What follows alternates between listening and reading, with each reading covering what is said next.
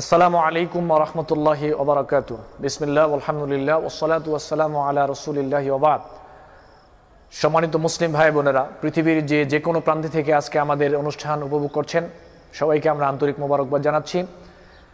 আমরা একটা ধারাবাহিক আলোচনা আপনাদের সামনে নিয়ে উপস্থিত হয়েছিলাম, রমজানের প্রস্তুতি। বিগত পর্বে আমরা একজন মানুষকে ঈমানদার হওয়ার জন্য প্রাথমিকভাবে কি করতে হবে, সমস্ত তাগুদি শক্তিকে অস্বীকার করতে হবে, এই পর্ব আমরা বলেছিলাম। আজকে আমরা যে পর্ব বলবো সেটা হলো আল্লাহ সুবহানাহু ওয়া তাআলার প্রতি ঈমান আনয়ন করে, ঈমান আনয়ন করার পরে আমাদেরকে কি কাজ করতে হবে। সূরা আনামের ৮২ নং আয়াতে আল্লাহ বলছেন, আল্লাযীনা আমানু ওয়া লাম ইয়ালবিসু ঈমানাহুম বিযুলমিন উলাইকা লাহুমুল আমনু ওয়া হুম মুহতাদুন। আমরা ঈমান আনয়ন করেছি, এবার ঈমান আনয়ন করার পরে জুলমের সাথে ঈমানকে মিশ্রিত করা যাবে না, ঈমানের সাথে জুলমকে মিশ্রিত করা যাবে না। এখানে জুলুম বলতে আল্লাহ রাব্বুল আলামিন শিরককে বুঝিয়েছেন। সহিহ বুখারীতে যেটা আসছে, বিজুলমিন শাক্কা যালিকা আলাল মুসলিমিন। এই আয়াত যখন নাজিল হলো তখন মুসলিমদের উপরে আয়াতটার ভার বহন করাটা কষ্টদায়ক হয়ে দাঁড়ালো। সাহাবীরা জিজ্ঞেস করলো, আইয়ুনা লা ইয়াজলিমু নাফসা ইয়া রাসূলুল্লাহ, আমাদের মধ্যে এমন কে আছে যে নফসের প্রতি জুলুম করি নাই? আল্লাহ নবী বললেন, লাইসা যালিকা, এখানে জুলুম বলতে আল্লাহ এটা বুঝান নাই, ইন্নামা হুয়া শিরক। এখানে জুলম বলতে আল্লাহ রাব্বুল আলামিন শিরককে বুঝিয়েছেন। সুতরাং যারা ঈমান আনয়ন করেছে, ঈমান আনয়ন করার পরে যারা ঈমানের সাথে জুলুমকে মিশ্রিত করে নাই, শিরককে মিশ্রিত করে নাই, তারা হচ্ছে নিরাপদ প্রাপ্ত এবং তারাই হচ্ছে হেদায়েত প্রাপ্ত। তার মানে ঈমান আনয়ন করার পরে আবার শিরকের মধ্যে যদি আমরা কেউ লিপ্ত হয়ে যাই, তাহলে ঈমান আর টিকে না, ঈমান চলে যায়। সূরা ইউসুফের ১০৬ নং আয়াতে আল্লাহ বলছেন, ওয়া মা ইউমিনু আকসারুহুম বিল্লাহি ইল্লা ওয়া হুম মুশরিকুন। অধিকাংশ মানুষ আল্লাহর প্রতি ঈমান আনার পরেও মুশরিক। অধিকাংশ মানুষ বলছেন আল্লাহ। তাহলে বাংলাদেশের বেশিরভাগ আমরা জানি যে এখানে ৯০-৯৫% মুসলিম থাকে, অথচ আল্লাহ বলছে অধিকাংশ মানুষ ঈমান আনার পরেও মুশরিক। কেন? মানুষ শিরকের মধ্যে লিপ্ত হয়ে যায়, এ কারণে মানুষ মুশরিকে রূপান্তরিত হয়ে যায়। মানুষ শিরক করে দুই ভাবে, একটা হচ্ছে আকীদাগত, আরেকটা হচ্ছে কর্মগত। আকীদাগত ভাবে যদি কেউ শিরকের মধ্যে লিপ্ত হয়ে যায়, তাহলে সে মুশরিকে রূপান্তরিত হয়ে যায়। বাংলাদেশের বেশিরভাগ মানুষ আমরা আকীদাগত ভাবে শিরকের মধ্যে লিপ্ত। আল্লাহ বলছেন অধিকাংশ মানুষ আল্লাহর প্রতি ঈমান আনার পরেও মুশরিক। এখন তার মুখে দাড়ি থাকলেও মুশরিক, টুপি থাকলেও মুশরিক, বক্তা হলেও মুশরিক, যাই হোক না কেন, আপনার দায়িত্বশীল হলেও মুশরিক, সাধারণ মানুষ নারী পুরুষ হলেও সে মুশরিক। যদি আকীদাগত ভাবে কেউ জেনে শুনে শিরকে আকীদা কেউ লালন পালন করে, তাহলে সে মুশরিকে রূপান্তরিত হয়ে যায়। যার জন্য আল্লাহ বলছেন অধিকাংশ মানুষ আল্লাহর প্রতি ঈমান আনার পরেও মুশরিক।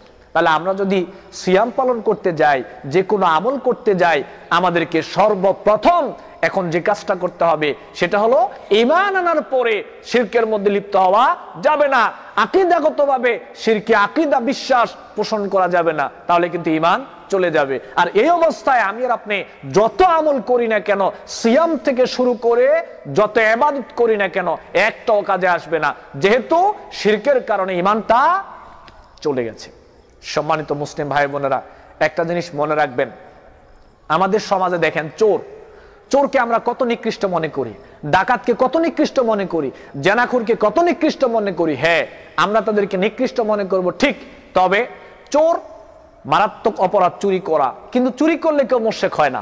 ডাকাতি করা মারাত্মক অপরাধ, কেউ ডাকাতি করলে মুশরিক হয় না। জেনা করা মারাত্মক অপরাধ, জেনা করলে কেউ মুশরিক হয় না। খুন করা মারাত্মক অপরাধ, খুন করলে কেউ মুশরিক হয় না। পিতামাতার অবাধ্য হওয়া মারাত্মক অপরাধ, পিতামাতার অবাধ্য হলে কেউ মুশরিক হয় না। টাকনু নিচে কাপড় পরা মারাত্মক অপরাধ, টাকনু নিচে কাপড় পরলে কেউ মুশরিক হয় না। হারাম খাওয়া মারাত্মক অপরাধ, হারাম খেলে কেউ মুশরিক হয় না। মানুষকে গালিগালাজ করা মারাত্মক অপরাধ, মানুষকে গালিগালাজ করলে কেউ মুশরিক হয় না।